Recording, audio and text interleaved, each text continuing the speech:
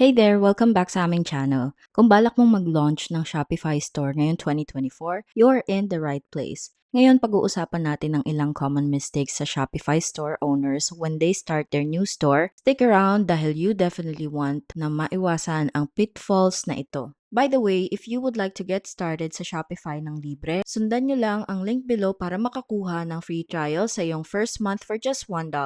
Tara na at simulan na natin. Una, ang biggest mistake na madalas kong nakikita sa Shopify store owners ay ang hindi pag-optimize ng kanilang store para sa mobile users. Alam mo ba na mahigit 70% ng iyong e-commerce sales ay mula sa mobile users? Marami kang sales na nami-miss out kung hindi mobile-friendly ang iyong website. Let me run through and show you kung paano make sure that your website is mobile-friendly. Kapag pumunta ka sa iyong Shopify dashboard, makikita mo sa left-hand side of the screen under Sales Channels ang online store. I-click mo to at pag nag-load na, makikita mo ang first section na may Customize button. I-click ang Customize at dito makikita ang web view ng iyong website. Para makita ang mobile at ma-make sure na mobile-friendly ito, tignan ang upper right-hand side ng iyong screen, makikita mo ang iba't ibang views.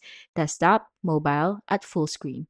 I-click ang mobile. From here, makikita mo kung anong view ng iyong website sa iyong cellphone. Just scroll through para i-make sure that everything looks right to you. Kadalasan, ang landing page banner na ito is going to be skewed if you're not optimized correctly. Kapag binabaliwala ang mobile optimization, nami-miss out mo ang huge chunk ng iyong target audience. Kaya make sure that you go through every link to ensure that it's all mobile-friendly at working properly. Isa pang great option para sa kumpletong web at mobile optimization ay ang paggamit ng software like Replo. I will do a quick walkthrough of Replo and its capabilities, pero kung gusto mong mas detailed na step-by-step, I will also drop a link kung saan makakapag-sign up para sa Replo for free today. Kapag nag-click ka sa link, dadalhin ka sa page na ito where you can just sign in and start checking out all its functions at capabilities for free. Baka nagwo-wonder ka ano ang Replo. Ang Replo ay ang fastest way para i-modify at i-customize ang iyong Shopify pages. Kasama ang landing page at product page, ang drag and drop features that allow you to choose from hundreds of templates na maaari mong i-customize to make your own. To show you ang ilang functions nito, I've opened up my Replo dashboard at i-click ko ang Add New Project. Magsisimula ako sa pag-create ng project ng walang Shopify store, pero kung meron ka ng Shopify store, maaari mong i-connect ang sarili mong store. I'm going to name it Test 1 at i-connect ko ang ating workspace. From here, pwede ako mag-create ng blank page where I'll have tons of sections I can drag and drop within the page or I can browse templates. I can also generate a page gamit ang AI. Mas gusto kong magsimula from a template. Makikita mo kung gaano karaming templates ang meron tayo. There are hundreds here. We can look through specific collections, product page templates, landing page templates, blogs, at even ang product drops. Kapag nakapili ka na ng template, makakapag-create ka na ng new page. Papangalanan kong itong test page. Maaari mong idagdag ang iyong SEO details and you'll be able to create the page. From here, I'll be able to customize within sa actual page. I-click mo lang ang sections and you'll be able to change the content, the copy, the images, everything right from your dashboard. Ang pricing plans ng Replo ay also quite possible. While you can start for free, your basic plan starts at $99 a month. Ang basic plan ng Replo allows you to use 10 published pages, 10 published sections, integrate with Shopify, and also use hundreds of different library components. This is a great offer lalo na pwede ka mag-start ng libre gamit ang aming link below. As you can learn and grow with your brand, maaari kang i-upgrade sa higher plans which provide even more value.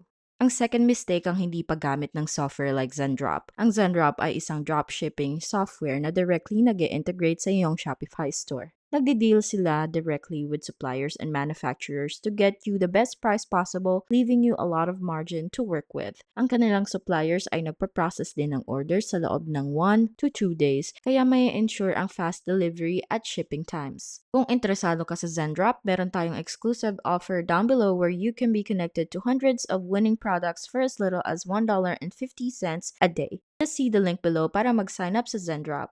Mistake number 3 na kadalasan ko nakikita sa Shopify owners na nakalimutan nilang i-add ang favicon sa kanilang website, kaya't walang icon na nakadisplay sa kanilang Windows tab. It might seem like a small detail pero definitely adds a lot of credibility sa iyong site. ipapakita ko sa inyo kung paano mag-add ng favicon. Napakasimple nitong paraan to bring more credibility to your site. Una, mag-login tayo sa ating Shopify dashboard. Sa kaliwang bahagi ng screen under ng Sales Channels, i-click ang Online Store. Once here, pumunta tayo sa Customize. Sa left-hand side ng screen, pumunta sa maliit na gear symbol, Theme Settings, at i-click ito. You should see logo listed bilang isa sa options. Kapag binuksan mo yon, lilitaw ang logo, at sa ilalim nito, there will typically be a favicon image option. Mag-select ka lang ng image at i-upload ito right here. Mistake number 4 ay forgetting to customize your checkout page. Imagine a customer is going through your website at ready to make a purchase na, tapos they reach a checkout page that's generic and has no branding. Maaari itong makaapekto sa trust ng customer sa iyong store and make them hesitant about making the purchase. Pwede mong i-customize ang iyong checkout page para align sa iyong brand aesthetic at mag-provide ng seamless buying experience for your customers.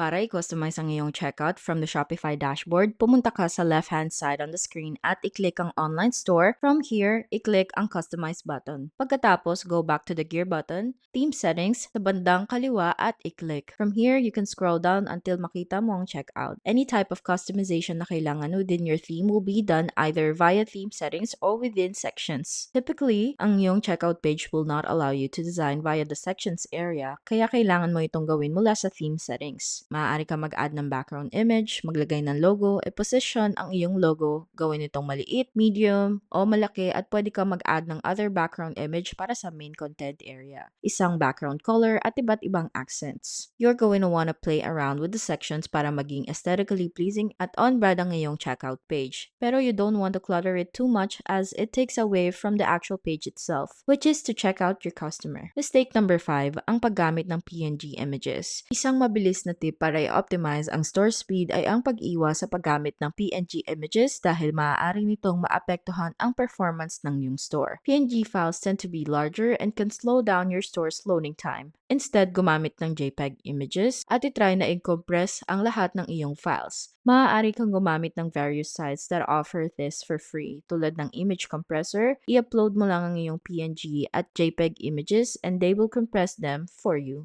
Mistake number 6 ay ang hindi pag-a-add ng iyong policy pages. Dito natin pag-uusapan ang trust building, isang mahalagang aspect na madalas na hindi napapansin ng Shopify store owners at beginners ay ang hindi paglalagay ng kanilang Shopify policy pages sa kanilang footer. Ang ilang pages na ito tulad ng privacy policy, shipping policy at terms and conditions are always to build trust with your customer and also protect your business legally. While it can seem like a daunting task, pinadali ng Shopify ang proseso by providing templates na pwede mong gamitin, i-fill out at idagdag sa iyong footer within minutes. You can start by creating your policy pages by logging into your Shopify dashboard. Sa left-hand side of the screen sa ibaba, i-click ang settings, mag-scroll down sa policies at from here, makaka-create ka ng mga templates. Makikita mo na ang iyong return and refund policy can either turn on rules or create from a template. Kailangan mong ma-run through at ma-determine kung ano ang iyong actual policy at make adjustments where necessary. I-add ang iyong return address, email, at any other information that it asks for. Ganon din sa privacy policy. I-click mo lang ang Create from Template. Ang naka-highlight na content is for you. Once you read it through, you can go ahead and delete it. Ang green font will direct you kung ano ang kailangan mong i-add in tulad ng date. Habang nagsiscroll down ka, you'll see more highlighted areas for you to review and delete more green fonts. At the end, hihingiin ito ang iyong location, phone number, at email. Ang iyong terms of service is done the same way. Gumawa ng templates and ensure you're not missing anything needed. Makikita mo na ang terms of service just has some information at the end that you will need to fill out. Ang iyong shipping policy ay hindi nakikreate gamit ang template, but this is really just asking you when your buyers can expect to receive their item at ang iyong contact information. Kapag tapos ka na mag-fill out, i-click ang save and you'll be good to go. Kailangan mong idagdag ito sa iyong footer, which can be done by going to Online Store, your navigation, and clicking your footer menu. From here, pwede ka mag-add ng menu item tulad ng return policy. Sa ilalim ng search or paste link here, mag-scroll down sa policies, hanapin ang policy na gusto mong i-link and add it. Kapag na-add mo na ang iyong menu, i-click ang Save. Make sure na i-add ang iyong return policy, shipping policy, terms of service, at privacy policy sa iyong footer menu. Mistake number 7 and our last mistake today ay ang hindi pag-a-add ng multiple payment options for your customers. While credit card payments ang default option for a lot of customers, kapag ikaw ay isang bagong store, maaari ka magkaroon ng customers na hesitant mag-purchase from you. Dito, papasok ang alternative payment methods na makakapag-boost ng sales mo. Ang services tulad ng PayPal will allow the customer to feel like they can trust paying your store as there's always recourse pag di nila na-receive ang item. Para i-add ang alternative payment methods, pumunta ka sa iyong Shopify dashboard. On the bottom left-hand side of the screen, hit Settings and you're going to want to click on Payments. Kapag nasa Payments ka na, mag-scroll down sa Additional Payment Methods. Sa tabi ng PayPal, i-click ang Activate PayPal. Dadalhin ka nito sa isang PayPal page kung saan pwede ka mag-login at i-connect ang iyong Shopify store. Siguraduhin mong meron ka ng business PayPal account bago gawin ito para hindi magkaroon ng mga issue sa pag-connect sa iyong Shopify store. Other additional payment methods na you could add to your store include methods like Klarna and Afterpay, which allow your customers to break up their payments. Pwede mong i-add ang mga ito right under additional payment methods. Pumunta ka sa add payment method and search those methods up. Halimbawa, I'm choosing Klarna today. I'll search it, i-click, and choose the one that comes up. I would click install. Once that is done, dadalhin ka sa isang registration process of your business and get you set up. And there you have it. 7 common mistakes I see Shopify beginners making when launching their store. Again, kung hindi ka pa nakakapag-sign up para sa Shopify, meron tayong exclusive offer where you can sign up for free trial and your first month for only $1. And huwag kalimutan i-check ang mga link below to our favorite e-commerce tool. If you found this video helpful, please like and subscribe so I can continue making these videos for you. Thank you for watching and happy selling!